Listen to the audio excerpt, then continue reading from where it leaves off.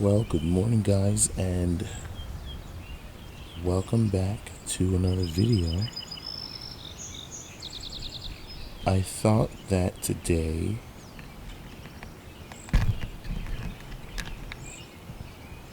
would be the perfect time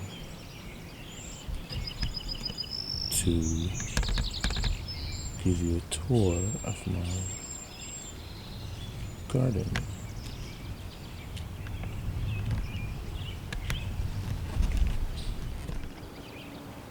It's a beautiful morning, overcast skies, and thankfully it's not too hot. Now, I have been gardening at this house for about 3 years now. This is my third full season. And when I started, there was practically nothing in terms of plants or anything nice, no really appealing foundation pieces in this garden. Over here off to the left there, where you see that Hydrangea standard, there were about 3 overgrown hollies in that area that I took out. But everything that you see I put in myself. I like to say that there are 5, maybe 6 sections within this garden, because the flower bed that you're looking at directly in front of you is one continuous bed all the way back to the west side of the house, back there. From back there, coming down and around, all the way back to this point here, it's one continuous flower bed, but I like to think of them as being in different sections. It is starting to lightly rain now, but I believe we'll be okay. And the most recent bed is way off to the corner there. Get the trash can. But we'll get to that at another time, in another video. So what I'm thinking is, I want to go through each flower bed and break this up into a few different videos, so that way I can go through each bed plant by plant and kind of give you the backstory, how we got to where we are, and what my plans for the future are. So, starting here at the corner of the bed, I've got a, oh boy, I can't remember what that is, a daylily that I just divided this year. I put half of it here, and the other half you'll see in another section of the flower bed. And then right beside that, I've got a Kufia. That's a Proven Winners plant. I don't quite remember the name, but it's the one with the orange flowers on it. Now, I stuck that there because that's a clearance plant that I got at Lowe's end of last season. Had it overwintering on my deck. It was starting to come back. I had 2. I lost 1. I had it in the shade garden, so it was struggling. I bumped it out right here, and it just took off. So that's not where it's going to live permanently. But because you don't want to have, well, I don't want to have 2 grassy textures right beside each other. There in the middle of the frame is a candy tuft iberis that I've got to cut back because it's out of bloom. It was really, really pretty when it bloomed. It bloomed for months, weeks. Oh, shouldn't say months, weeks.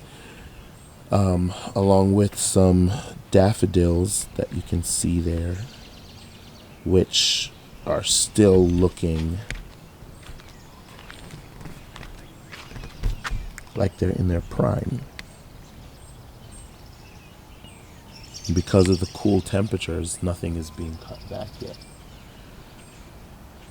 So what the plan was, because you can see there, I've got a snowdrift, Supertunia snowdrift. So my plan was, I stuck it in between the daffodils so that when I cut the foliage back, that Supertunia could rise up and take over and fill in this area, which I think is going to look nice.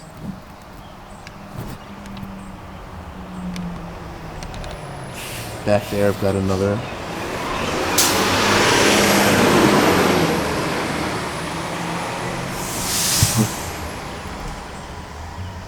right tucked into the back, and I don't like to think of this flower bed as having a back.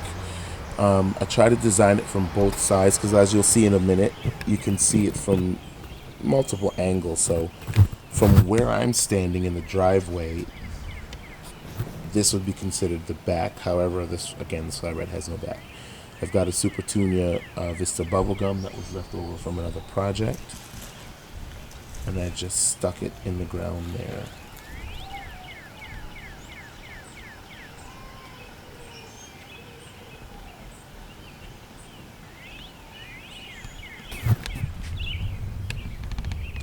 So giving you another perspective here,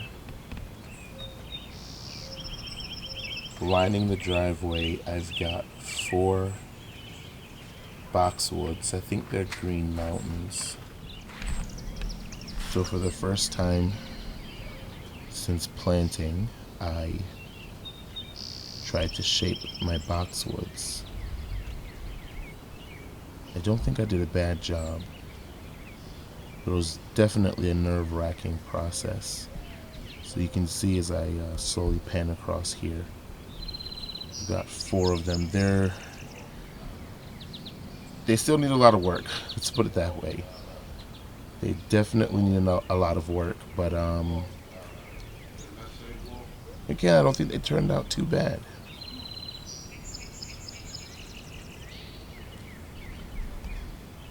Now here, in between these 2 Boxwoods, there is another plant. It is, give me a minute. I don't know why I'm not remembering plant names this morning. Again, I'll put the name of this plant on the screen. But it's a spring bloomer with really delicate blue flowers. Storm cloud, blue storm cloud, and Amsonia. That's what it is. And this is another plant that I got a clearance plant at the end of the season. I bought 2. I planted 1, which didn't survive. And this one, I overwintered it on my deck, and it came back looking really good, and it bloomed pretty well for me this spring.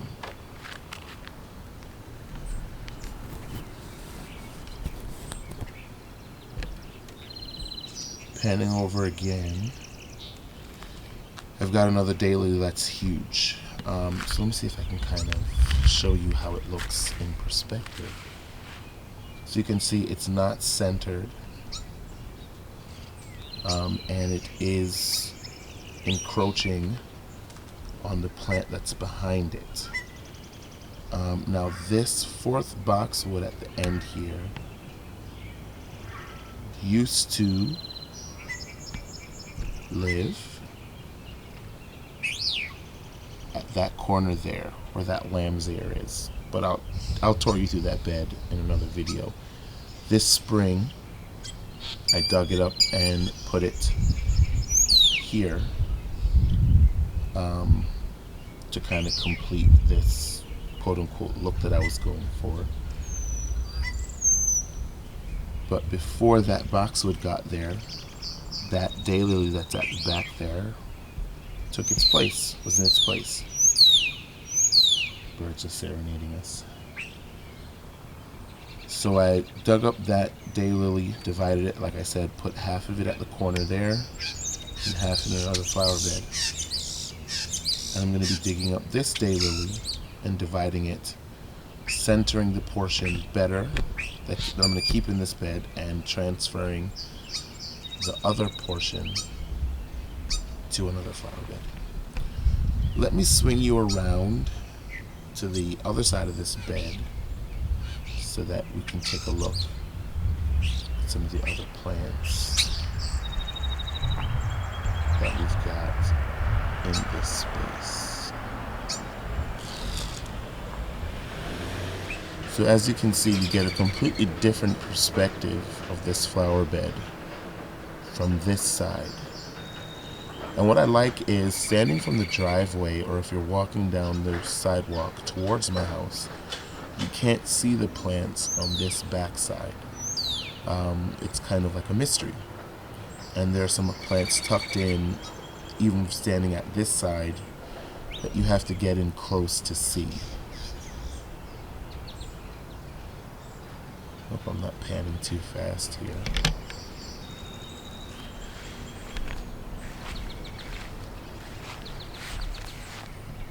Now this is a hydrangea from, this is another proven winner's hydrangea. It's a mountain serrata. It's a lace cap hydrangea. Again, I'll put the name on the screen here, but as you can see in this frame, there's a lot of green. You have the texture of the daylily that's green, the boxwood is green, so you have a lot of green, all the green textures there, from the boxwood, the daylily, and then the hydrangea. So I'm thinking I need something with a little bit more weight. So here in this bare spot is where I'm thinking I'm going to put something blue. I don't know. I think one of the problems with this garden in general is that I don't have a lot of winter interest. As far as evergreen structure that stays nice looking. I mean, the boxwoods kind of peter out.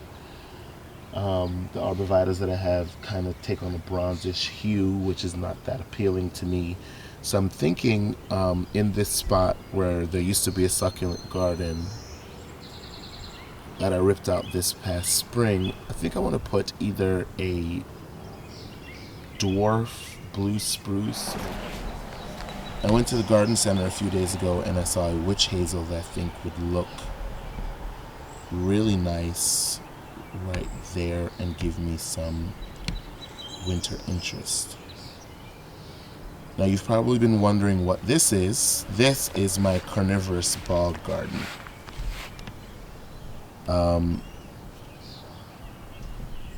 I again blended the soil myself, and I've got a mixture of Sarracenias, Purpureas, some orchid, bog orchid. I'll do a dedicated video on this succulent garden. I'm by no means a carnivorous plant expert, but I'll share with you in another video the little that I do know. Now, right beside the succulent garden, I've got another Supertunia Vista Snowdrift, and towering, I wish I could say gloriously above it, is this David Austin Rose, which I think is Boscobel.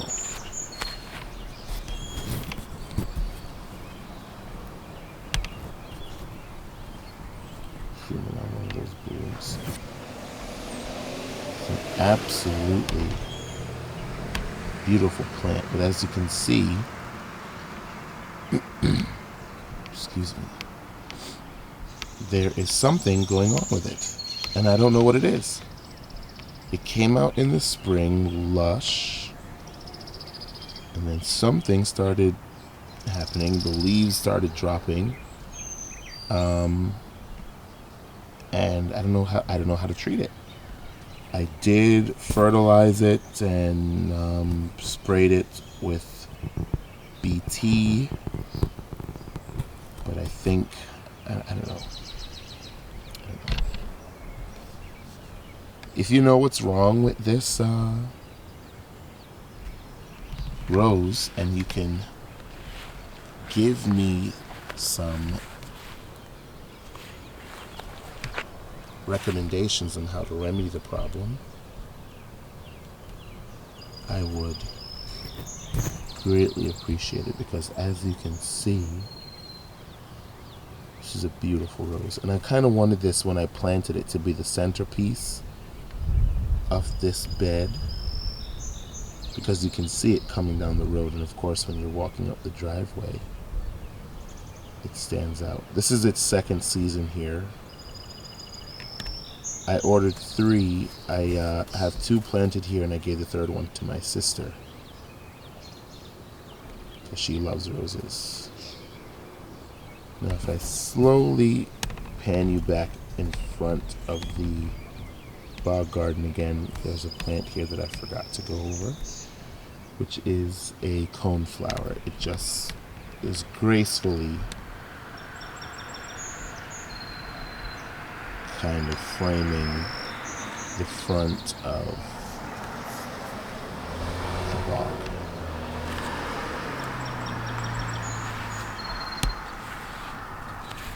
I've got some bulbs, iris bulbs, planted at the base of this tree. I've got a sedum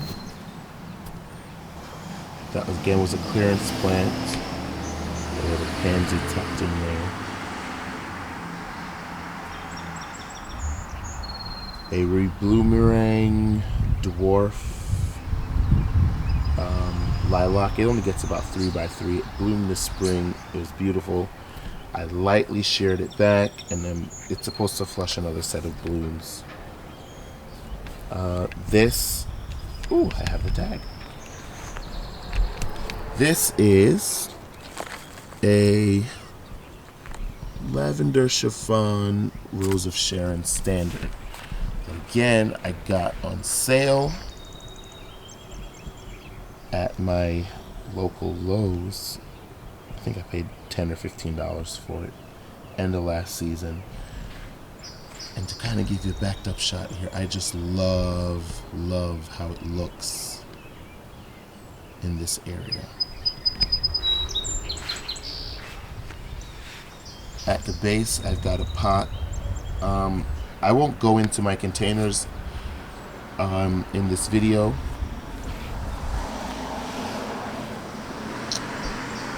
So I'm not going to go into my containers in this video, as I'm intending to do a dedicated video on all the containers at the house here. But this one was inspired by a picture that I saw in the Proven Winners inspirational magazine that they sent out this spring. My second candy tuft ibis, that's got one little straggler bloom there, trying to hold on. Now I loved how these looked this spring, and I'm hoping that they will continue to provide me color going forward here in the forthcoming years. This is a foxglove that I got at my local garden center. They had a sale where you get 10 plants for $35, so I snagged this one, this one, and I've got another one right back in there. If I can get my camera to focus. And I've got a few other of them dotted around in other flower beds, which we will show you in other tours. Now this is a problem for me. This is the Checkmark Trilogy Jhuly, and as you can see, it's completely flopped over. So I'm going to be moving this to another section of the garden. I mean, the flowers are beautiful, and I think I caught a picture of it when it was in full bloom and semi-upright, but I planted it last year, It bloomed. I think it got too much water. It flopped over.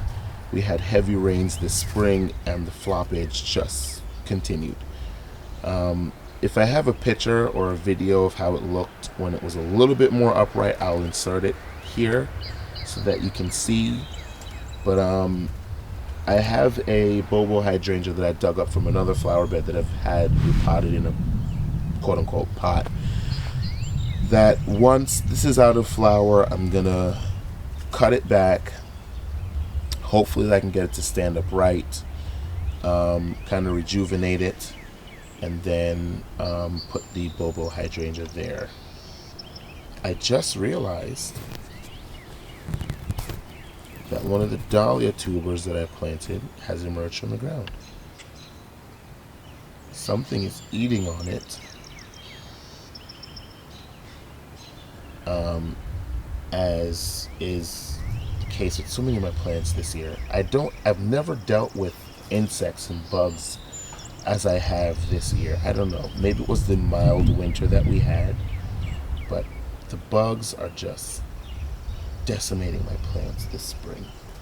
But I have my controls, and I will be treating them. The third and final candy tuft iris tucked in back there. Let me swing you around to the end of this bed where we have the last few plants that I want to talk about. And then we'll end the video. Forgive the elegant looking pots that I've got just sitting there waiting to be planted. They're not dead. But this is the transition point of this bed that we just went over into giving you a sneak preview of what's to come. The second section of this flower bed here. But at the corner here, you see I have my little guy, which I call Henry. I got him at Home Goods at the end of the season and stuck him here, and he's back planted by a little lime hydrangea and a rock that I dug out of another flower bed, which when we get there I will tell you the story behind this rock. But I just love how it looks there. So this again is this front flower bed, and to me there's a lot of work still to be done, but we're gonna take it one day at a time. Anyway guys, thanks for watching this video. I hope kind of seeing what I've got going on here at the house is inspirational to you. Plants, weeds, and all. Please don't forget to like, comment, and subscribe to the channel. And let me know if you have any suggestions, especially for my rose problem. I do thank you guys for your support, and I hope that I will see you in the next video. God bless, and take care.